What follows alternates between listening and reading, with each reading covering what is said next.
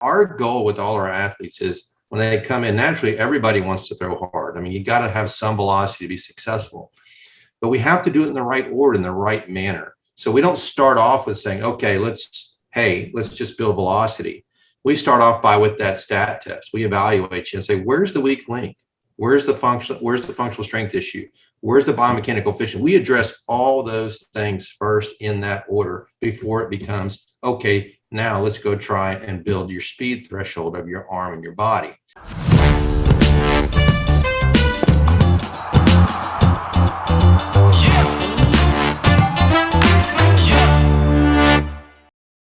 Hey, this is More Than Velocity. I'm Bart Pear. Here today, we've got quite a treat for everyone. As normal, Jordan Oseguera and Ryan Croton are with us, but today we've got Tom House and Dean Duxakis with NPA, with Mustard app, with a lot of different things around baseball. As you know, Tom House is kind of the godfather of, pitching biomechanics.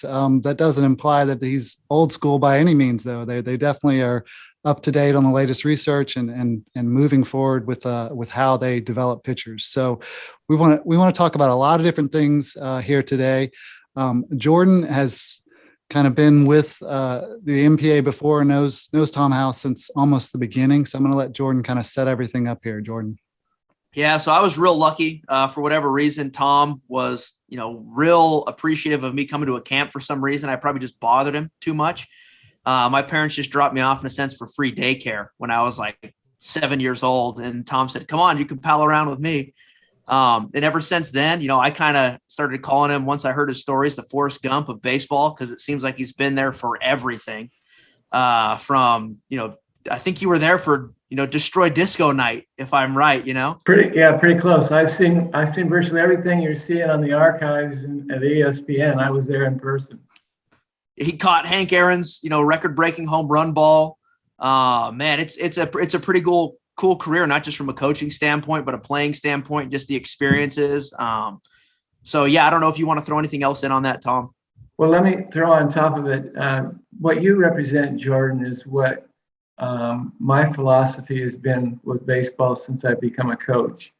And that's accessing good information and instruction to the kids as young as they can possibly be, so that they can have fun, the power of play, they can compete and be healthy. And if they want to stay in the game, they can do it a longer time. And what you just said, I think you're right. It was up at what high school in Utah? Oh man, it might have been like Bingham High School or something like that. But you were like 7 years old, right?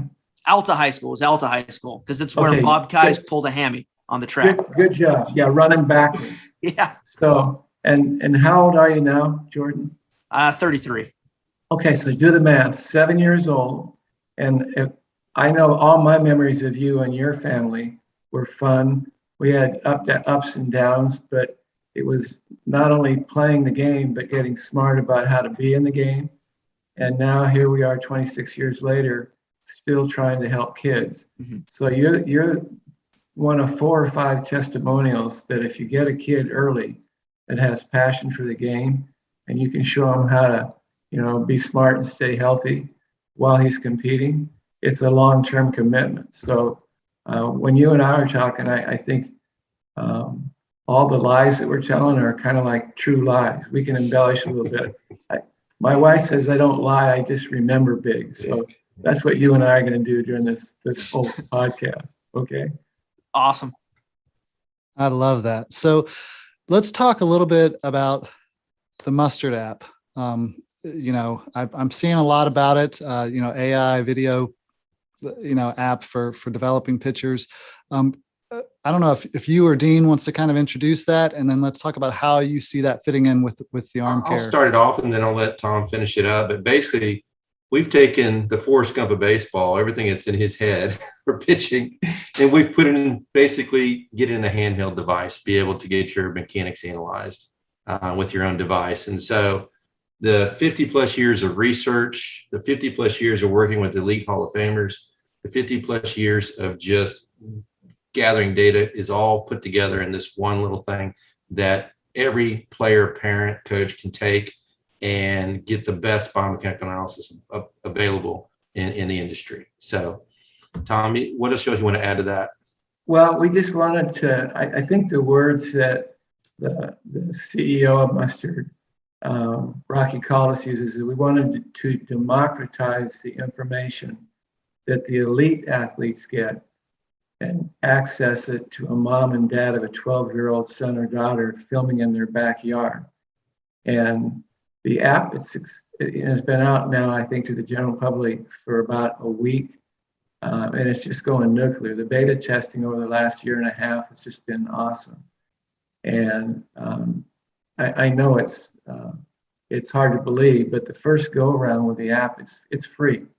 We were sitting around as a decision-making group trying to figure out, if we have this great tool, why don't we get it out there and see how it's received, and then we'll figure out how to pay for it.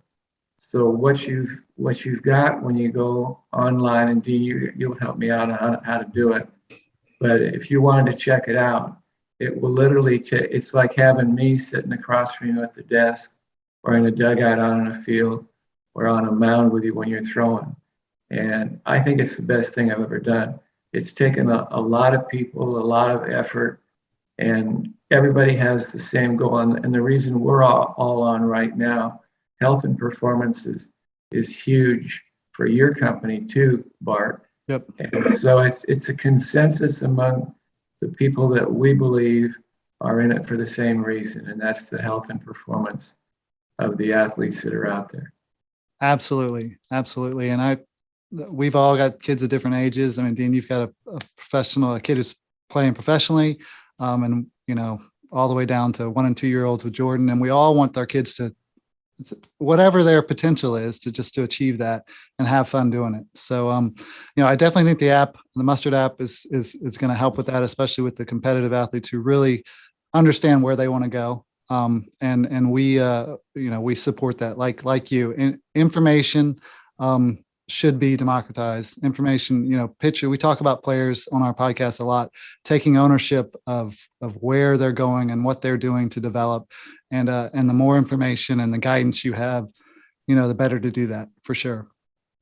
Go ahead, Dean.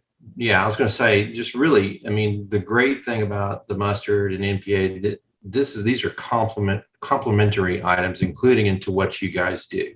We look at health and performance as monitoring workloads, functional strength, and then mechanical efficiencies. And so it all fits in together. We use the app for mechanical efficiency. We have programs like ours and yourselves that handles the functional strength. And then as a whole in the group in the industry, we need a better job of monitoring workloads. And again, kind of with measuring devices like y'all's and others, we can do that as a group. So, in my opinion, I really like what I'm hearing, because I'm a biomechanist, and it's always been so technical, the biomechanical model, and the quantifications can be overwhelming, I think. And now, seeing these markerless motion capture applications that can work with a single camera, I think it's going to start to develop a common language across all people. Biomechanics, you model people differently all the time. You get different measurements. That's a big problem. So I feel when we can start to talk about something common and it's very useful and easy to use, I think there's going to be great impact knowing when something changes. Yeah, and that's the great thing about specifically the NPA and the Mustard. Problem identification is only half the problem. Okay, a lot of people collect data and say, okay, this is what's wrong. How many people are building a trainable on top of it? So with NPA and Mustard, not only say, okay, here's the problem, but hey, here's the trainable, the actual drills and the trainable that goes along with it. So not only do we now have data now, but how do we take that data and say, where's the fix? Data doesn't fix the problem, but adding a trainable to it does. So, yeah, and what it boils down to, Ryan, is I think we're the first group that has generated research data from the field to the biomechanists, to the medical community. We've been capturing, I got my first motion analysis system in 1986, and we have 903 major league pitchers in the computer at 1,000 frames a second. So we've got a consensus model that my vocabulary, when we first started it, you couldn't use the coach's vocabulary to describe kinematic sequencing or understand, how important it is to have balance in your accelerators and decelerators, and what kinematic sequencing and kinesthetic awareness and proprioception were all words that old school baseball just looked at you like you had spinach on your teeth when you talked about them. But with the Mustard app and with what we've got going on with the NPA, not only have we democratized the information, but to use your words, we've come up with a vocabulary that everybody can understand now. And I have to, I'm an old goat, and I look back. I have to say that right now, when I look out, there's your age group, the 35 to 45-year-old baseball person that's out there right now is the smartest they've ever been. So your generation is going to carry the mail. I kind of broke the ice, and what's going to happen now with what I honestly believe is going to happen, it's just going to take off. And everybody, instead of arguing, I'm going to do a little sidebar real quick. Baseball for 100 years, you make yourself look good by telling everybody how bad they are. Well, we don't argue with anybody. And Jordan, you're laughing. We used to define baseball as a game of failure coached by negative people in a misinformation environment. And we've all been involved with pro teams, and pro teams are like a silo that nothing permeates, gets into the silo, and all the teachers are within the organization. You have to be that way or you don't play. So by opening up the information, access, and adding instruction to it with a vocabulary that makes sense to everybody, it's a pretty exciting time to be involved in baseball right now. Yeah, I think one thing that's really cool to point out is, I've been able to see kind of the evolution of the NPA, Tom House Sports, and kind of everything that's come along with that. And, originally when things started going on, it was Tom House is crazy. He's always changing his ideas. He's always mixing things up. But that's because of where that research was, is you're always willing to kind of look at what you were doing and to pivot. And then off of that, you saw pro ball start going, oh, hey, this is actually good. When you were talking about those silos, is they said, we need to actually start pivoting. And I tell Ryan, there's this pendulum in professional baseball that it never really settles in the middle of old school versus research. Sometimes it'll briefly hit that. I know the Rangers had a really good run when Nolan was part of that organization, where they were kind of in the middle of old school and research, where it was, and they had this great run, and then the pendulum swung the other way. And it never really seems to land in the middle. But one of the great things that I've noticed with you, and again, being able to see that kind of evolution of how you've gone, is you never let that pendulum take too extreme of a view. If it comes down to vernacular of, well, I say, hip and shoulder separation. Well, I want it called disassociation. Like, it doesn't matter to me as long as you get it.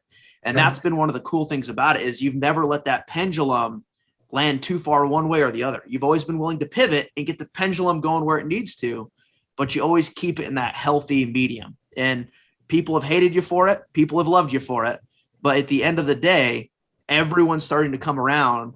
And I got guys that I know coaching in, I think 25 of the 30 organizations, that they're saying, hey, this Tom House language is starting to bleed into everything, so it's still coming back, and it's going to swing one way. And if it does what it always does, it's going to swing back the other, but it's starting to be more widely accepted because people are realizing this guy was right.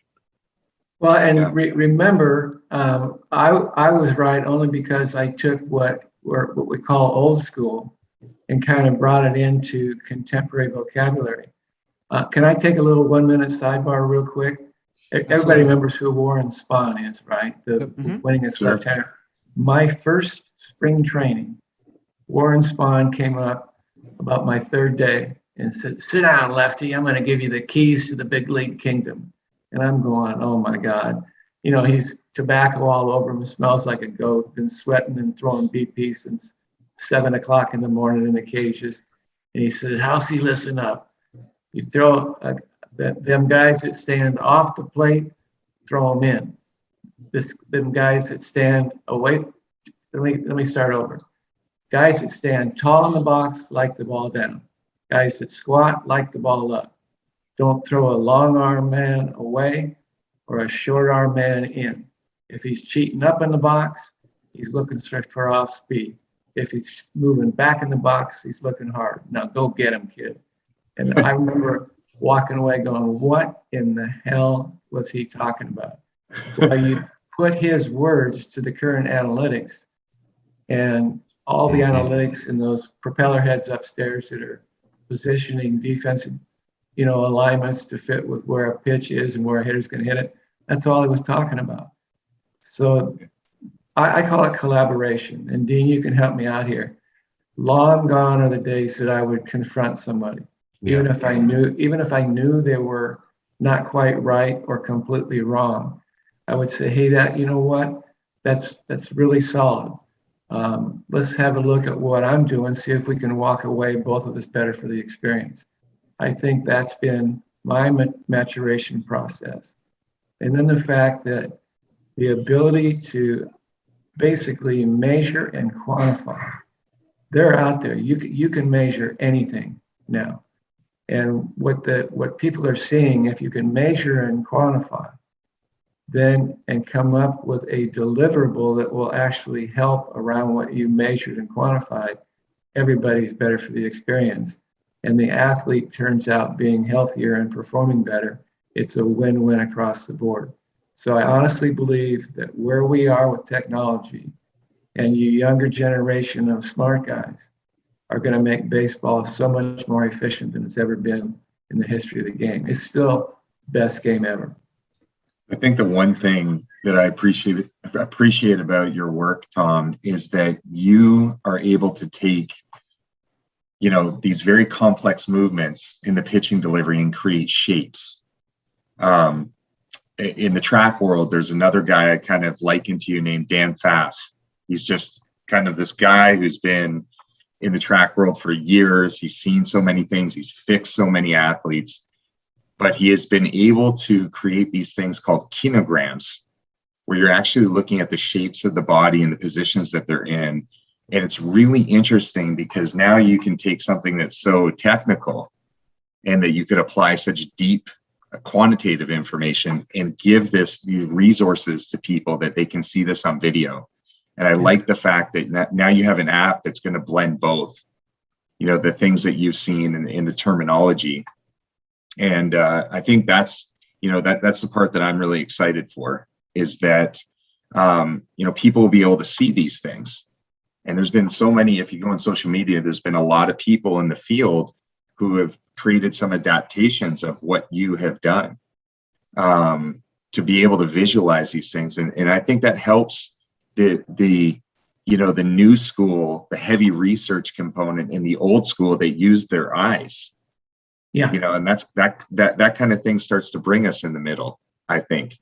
That's very perceptive. And what I think we finally got across to all levels of baseball, that your eyes will lie to you when you're watching an athlete perform, like when he's throwing or swinging. The human eye can only see about 40 frames a second, the elite eyes.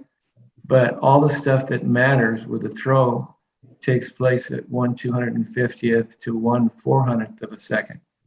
And what we thought we saw before high-speed motion capture was like the glove, for instance. It always looks like the glove is being pulled away from home plate when the athlete is throwing the ball. We used to call it the captain's wheel or squish them, whatever the words were. Well, it turns out that what we think we're seeing is not happening. You take all the elite pitchers, no matter what your eyes say, at release point, their glove is firm in the front of their body to translate energy into the baseball. But that's not what our eyes were telling us. So in the good old days, we taught based on what we saw. And then with motion capture at high definition and high speeds, we realized that our eyes were lying to us. And then we had to come up with a way to teach and demonstrate, like you just said, what would be, because I can remember the first time we were looking at just plain stick figures, where there wasn't a skeleton or a Michelin man, but just stick figures. You couldn't tell when you were looking at it whether the guy was right-handed or left-handed, whether he was going forward or backwards, whether his arm was coming out of the back of his head. You just couldn't see it. Well, now we've trained our eyes to see things better.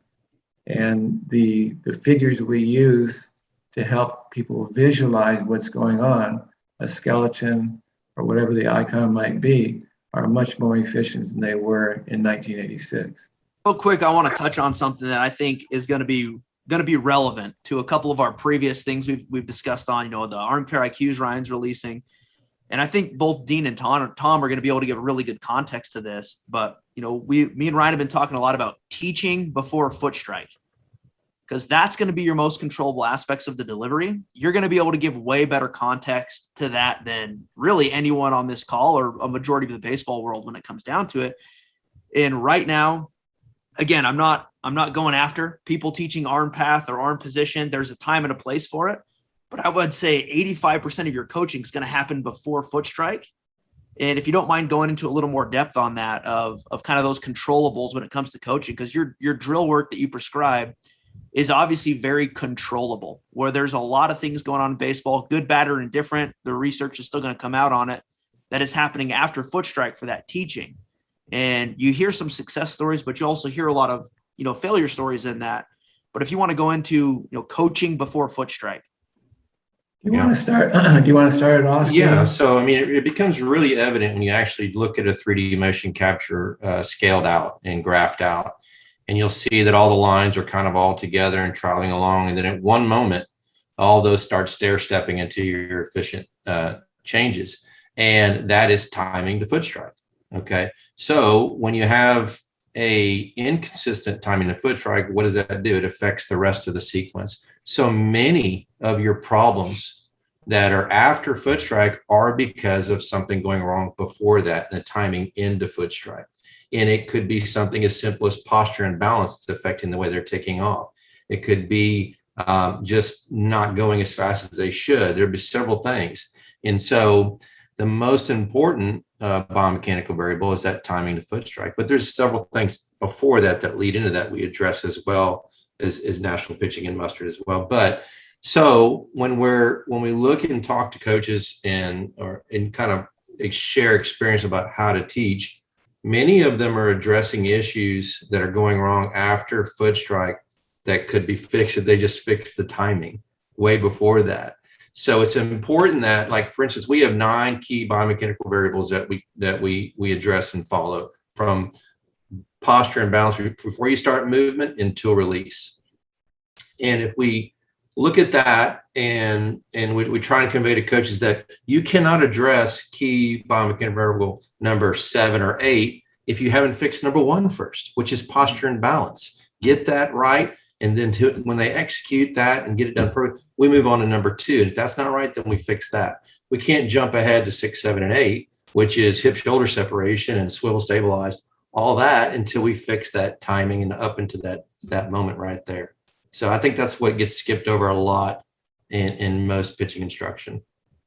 And just to add a little bit to that, and Jordan, thanks for setting us up on that. If you GFF, if you go friggin' fast into foot strike, if you get into foot strike with weight transfer, any words you want to use, but if you can transfer your weight in 1 second or less, all right, then the timing of your delivery pretty much will dictate that your arms, your torso, your legs, torso, and arms will be sequenced properly.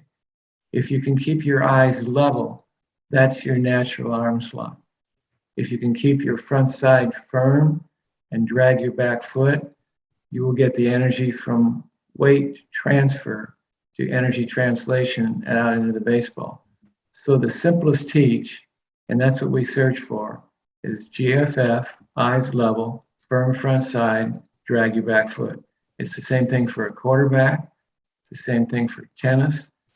What has happened over the course of the years, remember the good old days when everybody said slow down, stop at the top, make sure you get your balance position first. Just GFF, go as fast as you friggin' can, keep your eyes level, firm your front side up and drag your back foot. And that's the simple teach. What's really interesting is that we'll have a lot of different variety of people come to us And what's really amazing is the ones that have had the least amount of, or have had none to little interference or change in the way they pitch, always show up more biomechanically correct. So the human body inevitably wants to almost work efficiently until it's taught differently or incorrectly. So it's even more important, I think, that that the issue of the right information is or why that is so important is because you're actually better off getting no information than getting bad information when it comes to efficient mechanics. So. And then jump on this. I think maybe it was you, Dean, or Jordan, I can't remember, but it's not just mechanics, it's the functional strength to support those mechanics. And then it's also age specific. Mm-hmm. Bart, I think you ended up, or earlier said, teaching your 2-year-old, teaching your 12-year-old, and teaching a 32-year-old. The information is going to be similar, but the words are going to be a little bit different to communicate. Yep. So depending on your window of trainability, your mechanics are going to be affected by your strength. So we're a little bit different. Our 4 legs of the human performance table are mechanics, functional strength, nutrition and sleep for recovery, and mental, emotional to handle stress and anxiety of competition. But I think you really have to pay attention to how strong a kid is, how functionally strong he is, for him to have the right mechanics. And throwing on flat ground has different issues than throwing off of a mound. So I know we're probably making it harder than it should be, but I think that's something that your company has done really well. Yeah. And that's given athletes, no matter what their age, a vehicle to make sure that they're functionally strong to handle the workloads that they're taking out of their arm. Tom, Would you agree, Jordan, having been involved with both? Now, I didn't think we were going to go this into the weeds on some stuff. So I'm going to give some examples because you started talking about timing, stopping at the top. And, we just had Ben Brewster on who, he's a great coach also. And, we had a player that we brought up that actually went to tread, and we had a specific coach. Again, not going to throw any names out there, but he wanted this player to do a double balance point. I still can't visualize actually what a double balance point looks like. He ended up going to tread sped him up. The guy gains his velo back, pitch shapes get better. And I think he's pitching AAA right now for a specific organization that he got traded to. But then there's this, they want the double balance point, but they want you going fast to hold the runner at first, so he won't steal second. And there's this, this pulling back and forth to where the messaging's not clear. So then even when you're talking those 4 legs of the performance table, for me, strength and mechanics are the 2 most easily controlled. You can always get stronger and you can always adjust your mechanics. And having really good functional strength, relative strength, everything is going to give you a better chance to keep your arm healthy. But even with great relative strength, everything, the foundation set, there's something called cascading, that if you don't have that mechanical efficiency and you see guys start changing the way someone strides, or they change the way they're doing it because they think that's going to be right, you might keep the shoulder and elbow healthy, but you start seeing a ton of low back injuries. You start seeing a ton of oblique injuries, and it just cascades because your shoulder and your elbow, they're strong enough to handle this, but what isn't? And that's going to break on the chain. And if you want to go into that a little bit, because, I think that's going to really drive a point home that, our thing here is it's more than just velocity. You have to balance out the athlete. And I've told, Ryan before is like, if you have so much strength on this table, but the biomechanics are bad, or if you have so much, really your biomechanics are perfect, but your strength sucks, that table's still not going to hold anything on it. It's going to wobble. You got to have each one of those things equally put together. And then you factor into there your nutrition, your sleep, your mental, emotional, and the way you actually go between the lines. But if you don't mind going a little more on cascading, I know I rambled there because you got me excited. Before you answer on cascading, I want to define kind of what we define as, or say what functional strength is versus absolute or relative strength. And then you can go into cascading, Tom.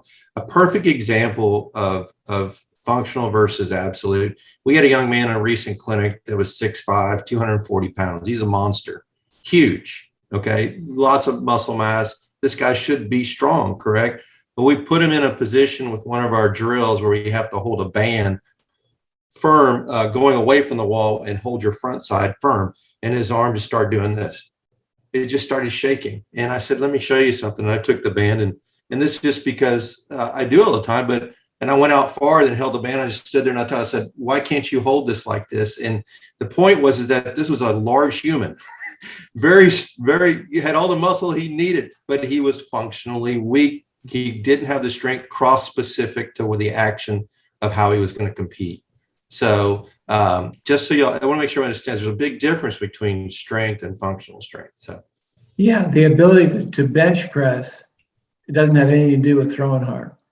So you're only as strong as your weakest link. When the energy from ground force production is coming up through the system, if you have an imbalance between your quads and your hamstrings, you're not going to translate as much energy. If you can't create torque between your hips and shoulders, if you have oblique issues, you're not going to be able to get enough energy into your shoulder and arm to throw hard like you should. If your bicep and triceps are out of balance, you're going to end up with elbow issues because you have to accelerate and decelerate in a time frame. So to make it as simple as I can right now, with movement, you're only as efficient as your worst movement. With strength, you're only as strong as your weakest link.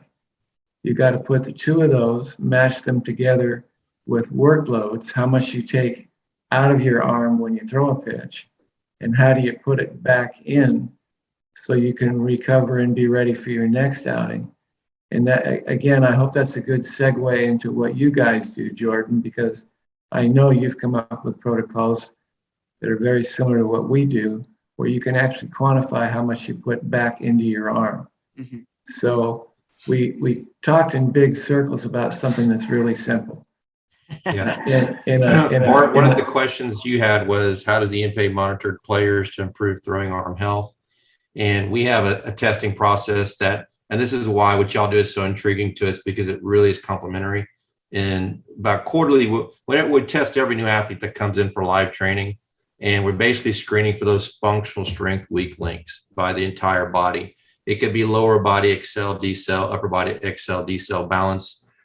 It could be speed thresholds as well, the arm, shoulder. We're looking at the entire body for those weak links. And then we'll do that quarterly to kind of see where they're at. So what the ArmCare product does, it kind of fits right in there with monitoring that functional strength the way y'all's product works. So, and it's not the kind of strength training that tears you down when you lift. And I believe in lifting heavy weights. I believe in, being on machines and lifting heavy weights there also. But what we call joint integrity, where you're using bands, the elastic resistance, light dumbbells, things that will build endurance and function, not absolute strength, are just practical necessities if you want to stay healthy. And I've heard the word cross specificity. It doesn't do you any good to strength train something that you don't do or use when you're pitching or hitting in a baseball uniform. So that's one of the things that I think our two companies, and I know that we've identified, we have really good models. Everybody looks different doing the same thing. And what Dean was hinting at is our stat test. We screen, we test, and we assess for functional strength and functional movement, and then come up with protocols to train. And if it's a neurological issue, it's for skill. Pardon me, if it's neurological, it's for movement. If it's muscular, it's for strength. And you can't have skill until nerves can talk to muscle, specific to what you're asking out of it when you're pitching. I hope that made sense. Yeah, and just to give a real world example, I worked with you for a long time. Is once we kind of got to that functional fitness level, we would go down to World Gym and we would lift weights, whether it was machines, whether it was free weights, we'd get in there and we'd move weight. It wasn't, grab the 5-pound dumbbells and do some curls. Once we were good, once we were cleared from that, functional strength, we were balanced off front side, back side. We then built that, that absolute strength around that. And it was a fun time. I'll be honest. Yeah. And it was even more fun. I'm going to try to clean this up as best I can. The reason the kids like to go to that gym at 11:30 every day there were strip clubs all around, and that's when the gals would come in and work out. We had guys walking into mirrors, dropping plates. It was very interesting to see all these teenage kids and lift and ride along with the gals. It was one of the most fun times we ever had, huh, Jordan? No comment. Jordan never missed a day, huh? That high compliance. I'll tell you what, nobody was ever late for those weight training sessions. That's what I can tell. That's fantastic. Yeah, I mean, that's one of the reasons why we're so excited about the ArmCare app is, tracking workloads is definitely so important, but we now have the ability to see, well, how strong are you right now? Based on your workload, you should be this recovered, but we're seeing this and we can adjust training on the fly. And that really creates a lot of opportunities that we're excited about, and it's one of the reasons why, we've had so many conversations with you guys in the last few months about incorporating it.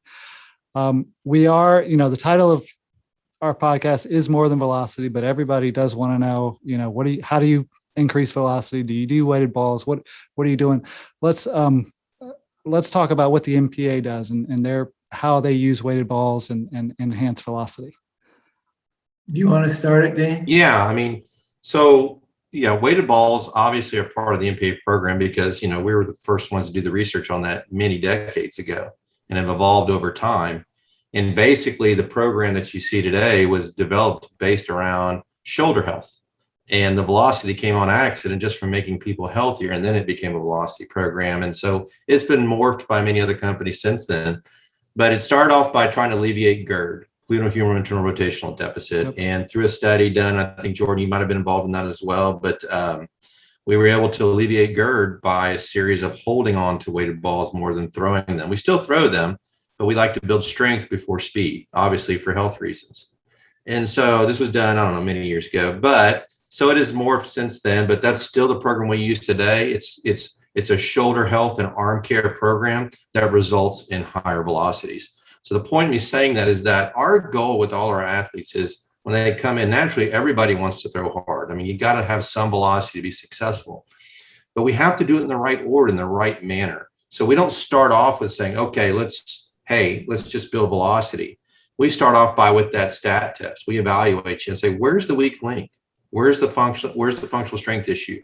Where's the biomechanical efficiency? We address all those things first in that order before it becomes, okay, now let's go try and build your speed threshold of your arm and your body. Because it's just building a building on a bad foundation if we take it in any other order. So we feel like we have a lot of responsibility to our athletes in the way we approach it. And that's the way we approach it. So we take care of all the weak links, the mechanical efficiencies. And what's really amazing is that suddenly now we have guys that are throwing harder without ever saying, okay, I've got to throw this weighted ball as hard as I can into a wall or into a net. Now that's something we can utilize. We have other Velo products as well.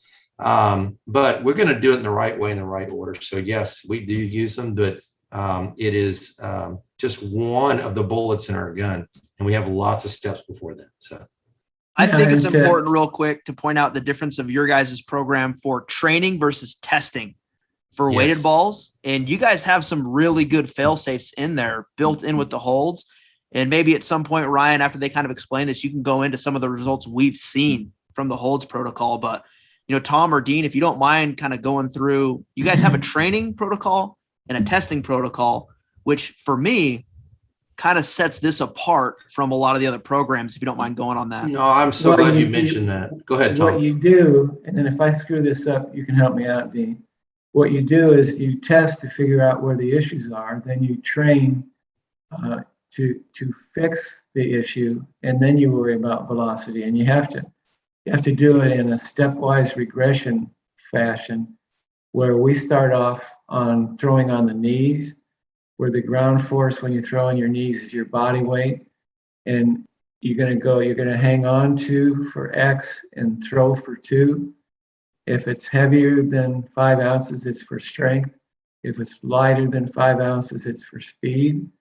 And around that, 3 holds, 2 throws from the knees, maxing out. If you can get through that and have adapted to body weight and energy translation, then you can do it a step and throw or step and throw, or rocker leaper. Is that what we call that? Yep. The rocker leaper, and then 3 holds, 2 throws, the 2 pound, 1 pound, 6, 5, 4, 2 ounce, and then you finish up with run and guns, or whatever you want to call Step it. behinds. Step behinds. Yep. And real quick, if you don't mind differentiating your run and gun versus what you see on, Twitter and everything else. Well, let me say this: a run and gun for us is a testing method.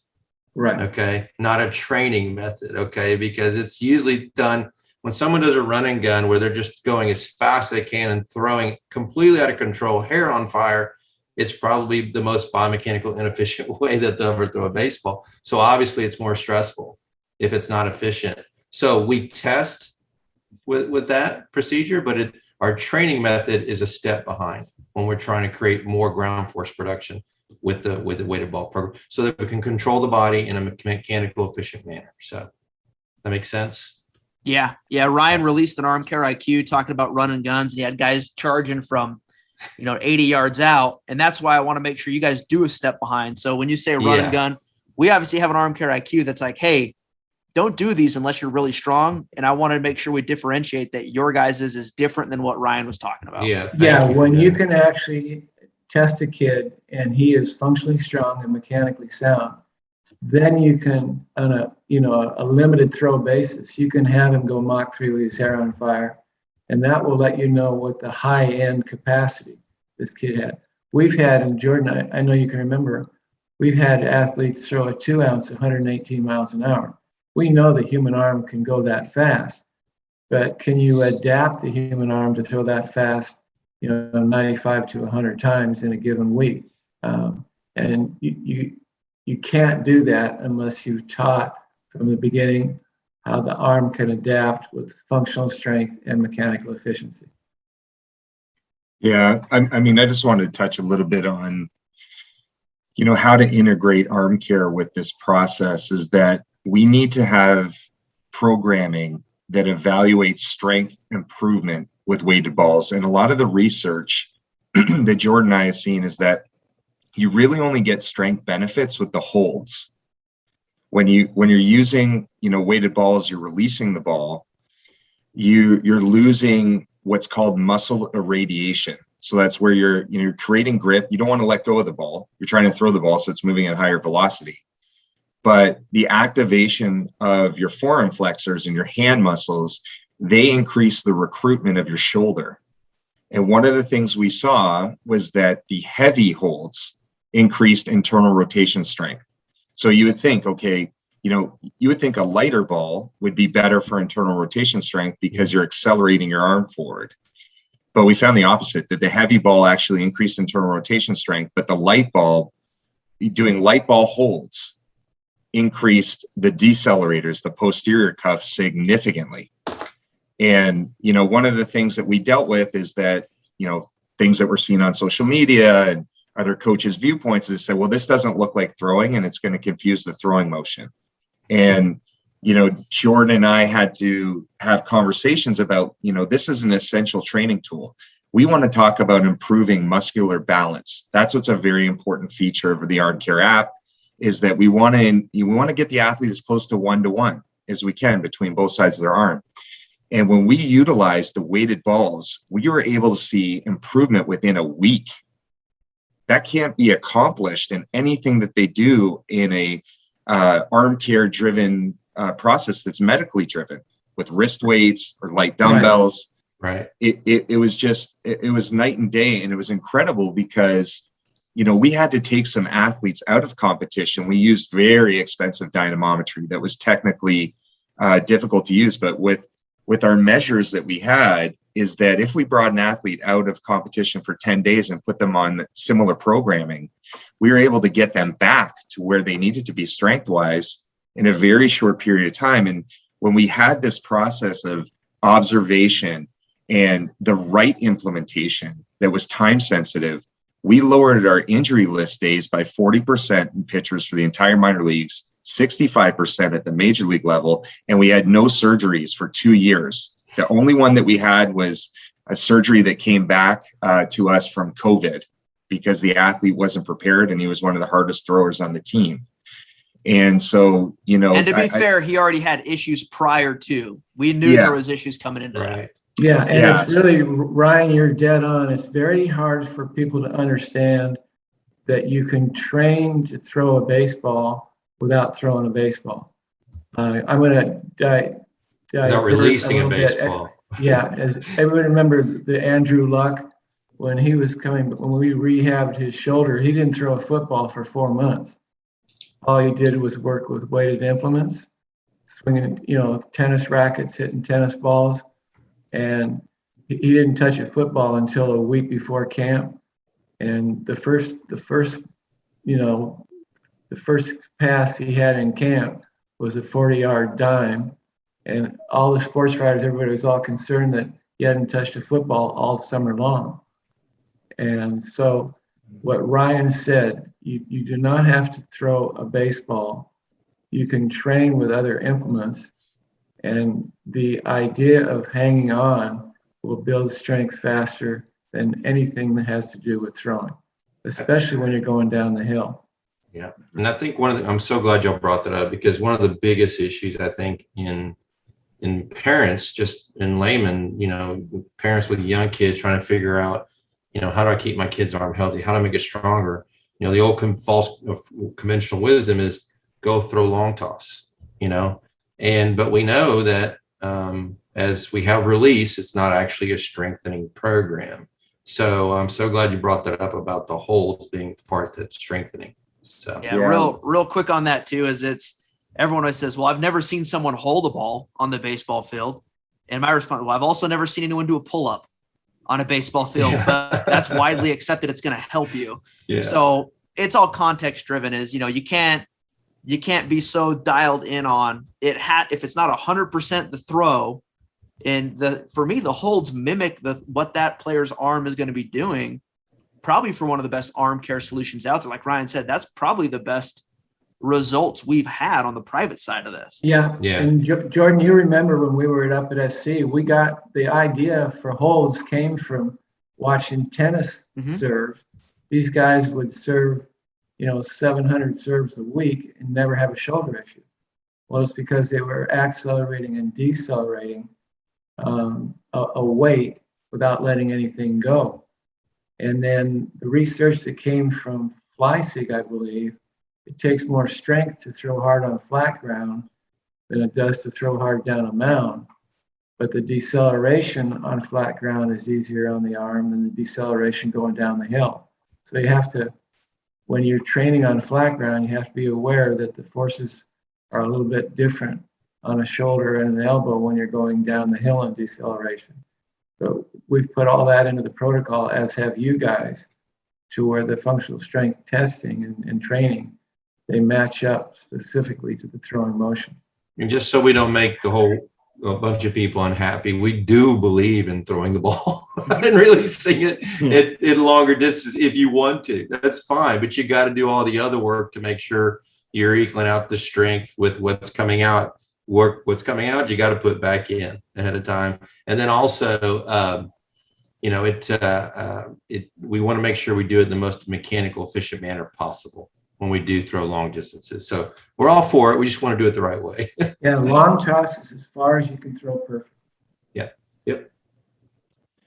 And then, I know everyone's going to talk about tennis elbow. Well, they serve a lot, but they get tennis elbow. And I'm going to try to tee this one up for you. I don't remember the guy's name. I want to say it was like Mags, but he came to you. He's a tennis player who's nationally ranked with tennis elbow. And you actually started implementing overweight and underweight tennis rackets. You're getting small rackets, big rackets, and it cleared up his tennis elbow. Without a doubt. So I, just to kind of put guys' minds at ease was, there's obviously adaptation. And like I said, you're always willing to pivot and figure out how to kind of find a solution. Okay, this is your fault, Jordan, so I'm not going to take the hit on that. We also found out that his mechanics in his serve were a little inefficient, and his tennis elbow was caused more with the vibration of contact with the ball than the actual swinging of the tennis racket. So remember, when we first started off today's podcast, it's functional strength and efficient mechanics. They have to go together. Awesome. Ryan, I know you had something to say. I interrupted you.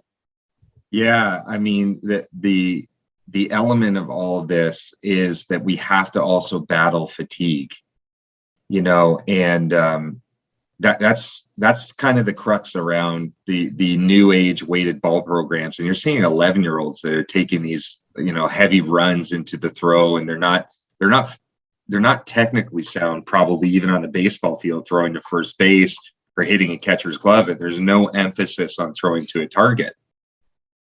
Where what I worry about is in these programs, fatigue isn't monitored. Mm-hmm. And, the thing I do like about the holds is that of all the weighted ball implement throwing, the loads are actually lower on the elbow and shoulder. We've measured it, yes. Yeah, which is really interesting. The actual biomechanical loading is less. And so I'm hoping that the people that are listening to this, they seriously consider this type of training approach, because if they're on a weighted ball program that's not advancing strength, it's like having a Ferrari without tires.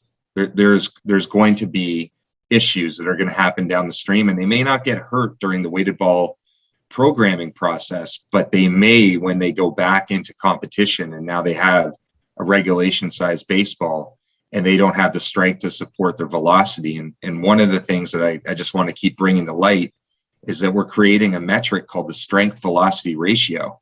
And so research has shown that an increase in a mile per hour within an individual will increase a 1 unit increase in elbow loading. So you got to think, if you're increasing velocity, you're increasing loading. That's just naturally what's going to happen in the body, because there's higher accelerations. Yeah. You better have an increase in strength. Yeah. Arm speed without functional arm strength is a recipe for disaster. Yeah. And we've also, to take it a little bit further on what you just said, Ryan, if you're pre-adolescent, it doesn't do you any good to throw something heavier or hold on to something heavier than a 5-ounce ball until hormones show up, till testosterone shows up. It's better to work regular weight of implement and light than it is trying to go heavy. Mm-hmm. So, there's all kinds of little subplots that you have. It's age specific, it's window of trainability. And because this is a smart group, I'm going to throw it out here. If you've got a 13-year-old that has grown 4 inches and gained 20 pounds, he's basically not 13, he's 12. For every 1 inch of growth in a month, it pushes you back 2 months as far as your neurological and your muscle. For every 5 pounds gained or lost, it messes you up 2 months in the adaptation of your body weight. So all these things factor in. And then fatigue management, not necessarily muscle failure. The first thing to go when an athlete is basically fatigued will be his command. Doesn't lose velocity, he loses command of the strike zone. So pitch totals and velocity are a one way to measure, but that's not, for me, number one is to watch what's happening to command. And there are a multitude of things you can do to manage fatigue, but basically you prepare to compete, to recover, and then repeat. And there's micro and macro cycles. You can do it inning to inning in a game. You can do it, a number of innings per week. The pitch totals that are out there that are recommended by ASMI are a good start, but you have to also look at the physiognomy of your athlete, his age, and how he's put together. So it sounds like it's really complex. It's not. What I like about elastic resistance, and anybody can jump on this, I think it's the safest way to build endurance into a shoulder and an elbow that there is out there. Like dumbbells are nice, but they have sticking points. Elastic resistance is uniform resistance through the range of motion. You can create any angle, any body position using a cord or elastic resistance specific to the way they throw. I think it's the safest way to build arm endurance that's out there. I agree with you completely. I'm about to write a blog and do one of my ArmCare IQs about the differences between weighted implements. But when you use wrist weights or dumbbells, When you get past the sticking point, momentum can take over. So the activation of your muscles, they're not recruited the same, especially if you're moving them fast upward. Yeah. The weight moving just kind of takes the arm up in a sense. But when you use elastics, they don't have the same gravitational aspect where you have more tension as you're getting towards end ranges. You don't have less tension. And I know we just talked about the holds with muscle irradiation, but our particular bands have handles. And one of the things that we want to have them, our athletes do, is to at least grip those things at 50% of their maximum.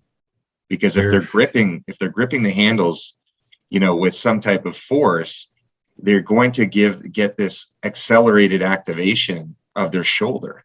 And so each day that they're not gripping or they're not using handled bands, they're just leaving strength improvement on the table.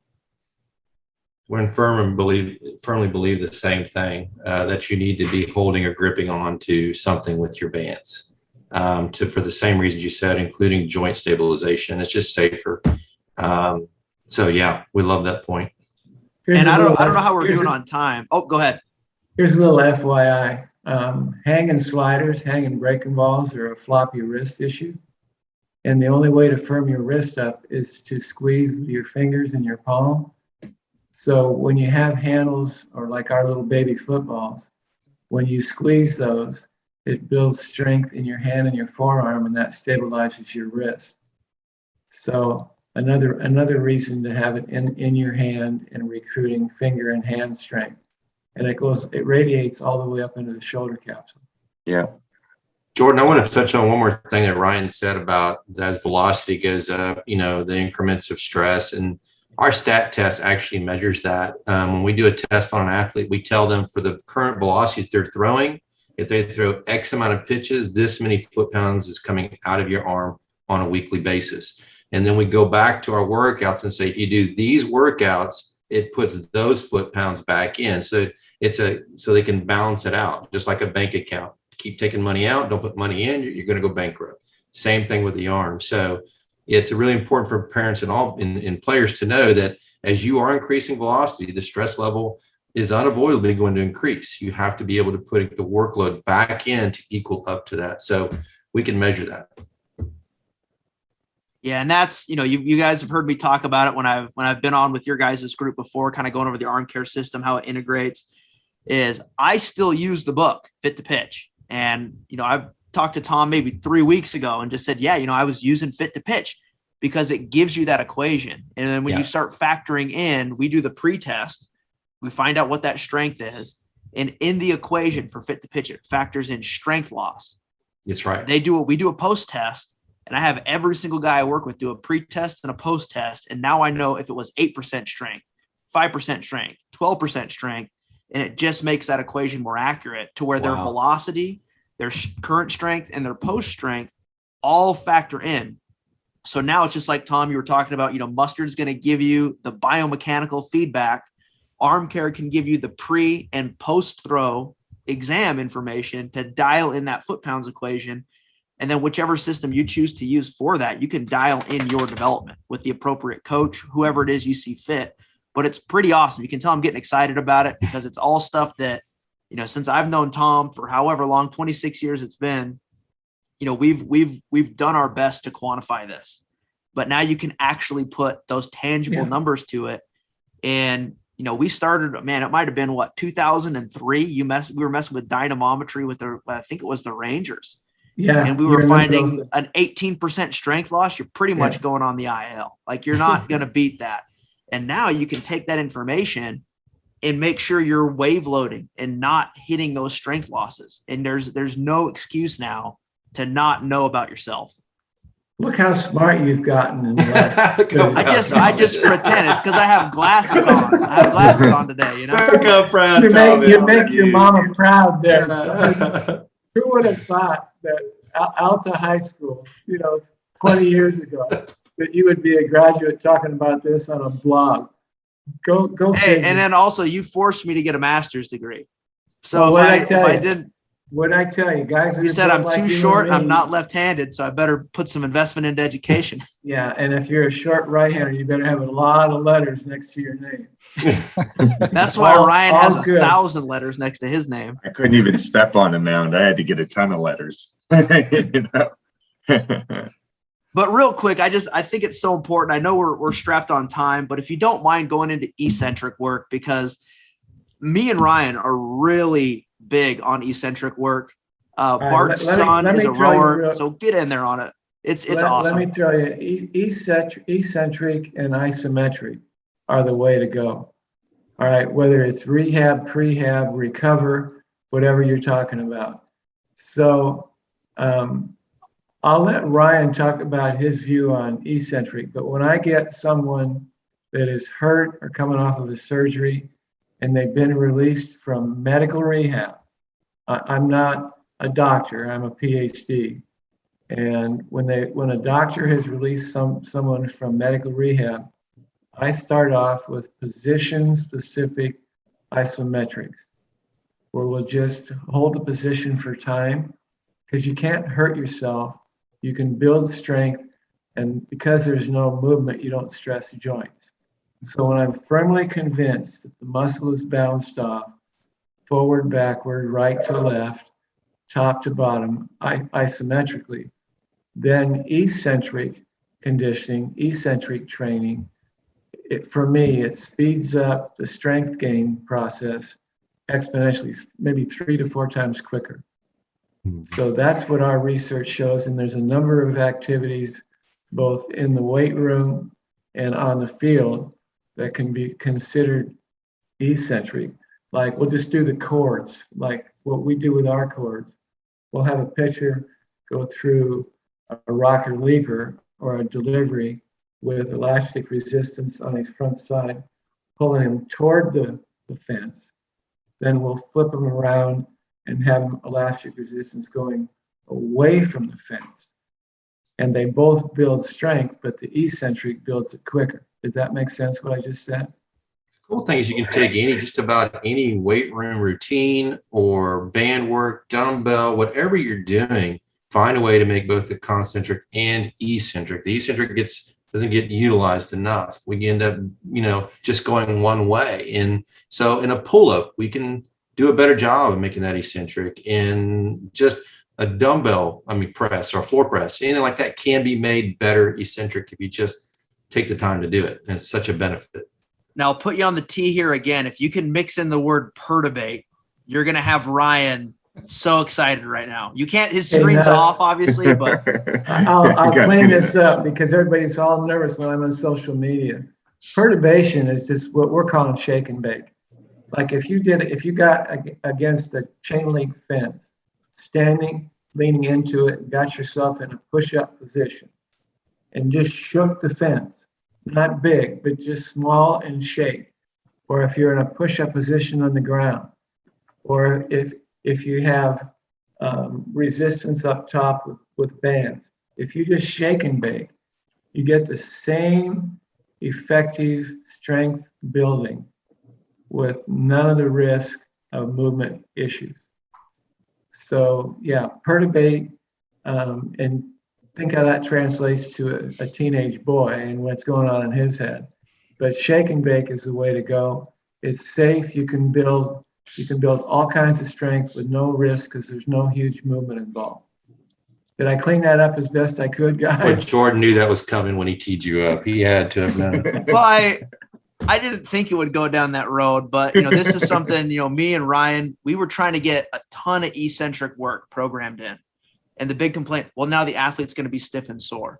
Well, let's do perturbation work. Well, they're going to be stiff and sore. And our old general manager, Billy Epler, fantastic way that he would say, do you want to pay now or do you want to pay later? Yeah. So isometric, Ryan, I know you're going to want to go on a big tangent here about, potentiating that. And that's why our ArmCare training is a lot. There's the isometric put in there for the test protocol is we want those guys to potentiate. We want them getting isometric work. We have a lot of eccentrics built into our programming, and we have some perturbation work built in with our plyo balls.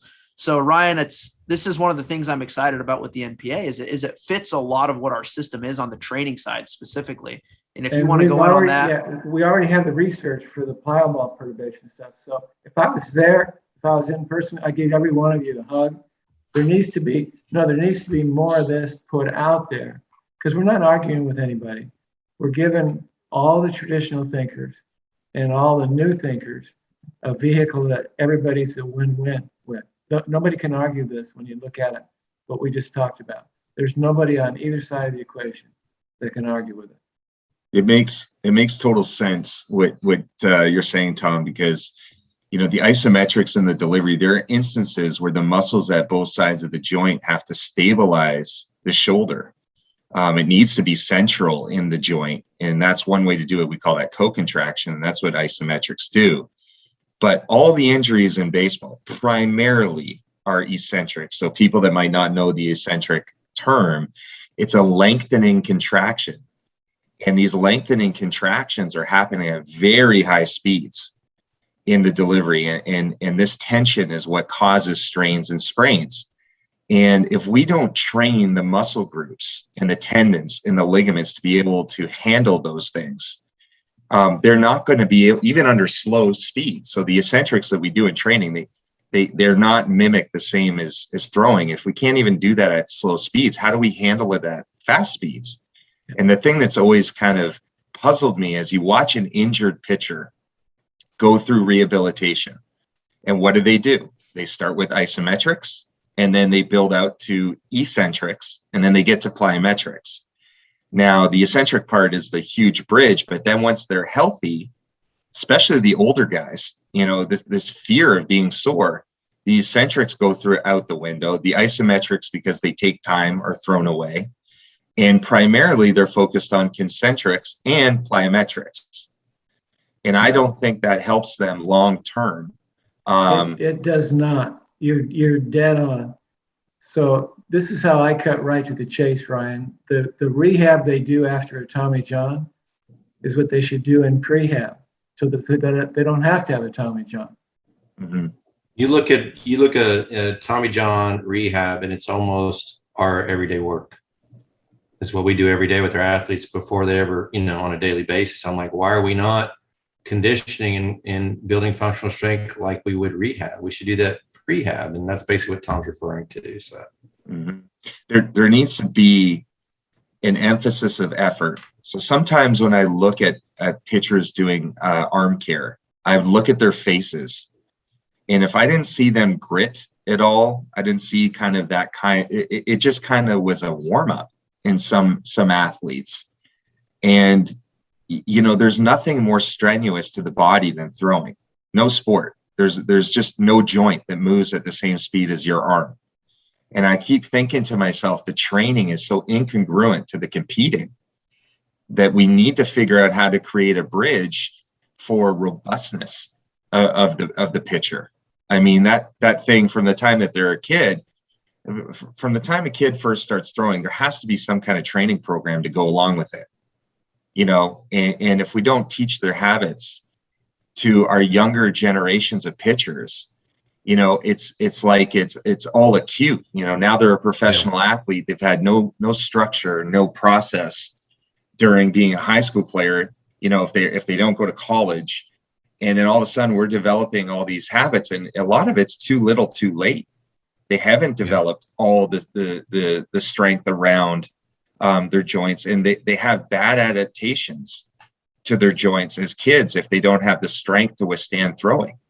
We assume that throwing faster is more risky, but even in younger kids relative to their bodies, some of these kids throw really fast. A lot of these bigger kids, they throw really hard for their body size. And we talked about growth, and growth plates are open, and if you think about the bones growing, it's like two pieces of land going further apart. Well, what happens to the ligaments and tendons that connect to those things? If we don't have strength for those things, we are going to see problems later on in their life. People wonder, this kid's healthy all along high school, he comes to pro ball and he blows out within the first month. And it's because he just did not have a process, and all of this was put on him, the training and the competing, and he didn't have the basis or foundation and then we have, injuries. So, We can What typically take. what we need to Good. do is just buy a country and then train the kids. All right. So if we pulled all the 5 of us, if we pooled all our money right now, I might be able to buy a part of Tijuana. That's about the best I can do. But you're right. But these kind of forums, it's the information is there. It's getting it out to the general public. I think that Mustard is a beginning, and I think our relationship, when you combine, we're going to access more kids. The magic words that I heard today are adaptation, and it's got to be cross-specific to the skill and age-specific to the nerves and muscles. And we're all doing it. We are the only ones out there that I know of that are doing it this efficiently. And I don't mean to be breaking my hand or my arm, patting myself on the back, but I don't mind patting you guys on the back. We just have to keep pushing the envelope to get the information and the instruction out there. That would be my hope. So maybe we should do one of these on a regular basis. I would good. love that. This has been fantastic. I think, there's a few other questions I know we'd love to ask you. And I think doing another podcast or regularly makes sense. We'd love to do it. We love the direction you guys are heading in. And I think you guys feel the same about where we're headed. And the end of the day, whether you're, the baseball player is 10 years old or, is trying to get a few more years on their professional career, we want to help them. And so that's what we're trying to do here. I'm going to put this in the show notes. I'm going to put links to MPA. I'm going to put links to the Mustard app. Please check it out. If you haven't subscribed to our podcast yet, I definitely encourage you to go ahead and do that. If you've got any other questions, put them in on YouTube or wherever else, and we'll get to them either directly or on another podcast. Tom, Dean, this has been awesome. I appreciate it. And until next time, take care. We had a Have great fun, time. guys. Thank you. God bless. Have a good one.